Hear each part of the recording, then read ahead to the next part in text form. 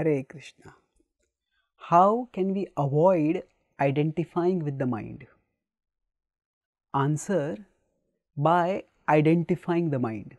To avoid identifying with the mind, we need to identify the mind. What does that mean? Our mind has certain default programs, default modes of functioning, which are often unhealthy for us. So, for example, the mind may just be habituated to oversleeping, or making us feel bored, making us short-tempered, making us gluttonous. So, when, say, a particular desire starts coming up within us, I want to eat more and more, I want to shout at this person. So, at that time, when the mind says, come on, hit back at this person.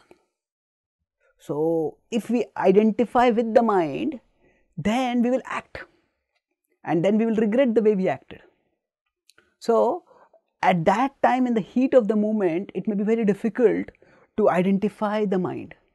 But if we look back afterwards and we understand, okay, this was the mind speaking.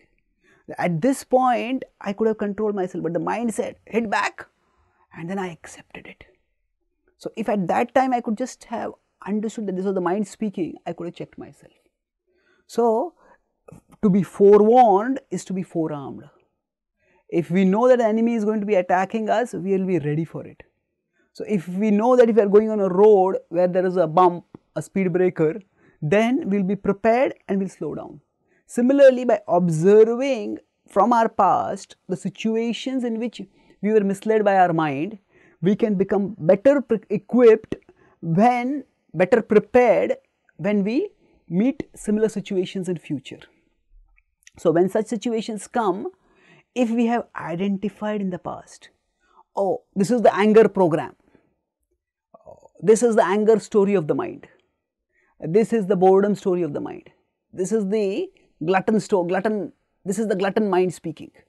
So, if we identify that, then as soon as we identify the mind, oh, this is the gluttonous mind, I am not going to listen to it. If somebody is alcoholic and they want to give up alcohol, oh, that is the alcoholic mind speaking. That is not me. So, if we can identify the mind, then we will not identify with the mind. So, by recognizing our regular patterns of thought and giving a name to them, and then as soon as those thoughts start coming, we identify, oh, this is the anger program running. As soon as we identify, that creates a distance. And then we can redirect our focus somewhere to more constructive directions and thus resist the mind. Thank you. Hare Krishna.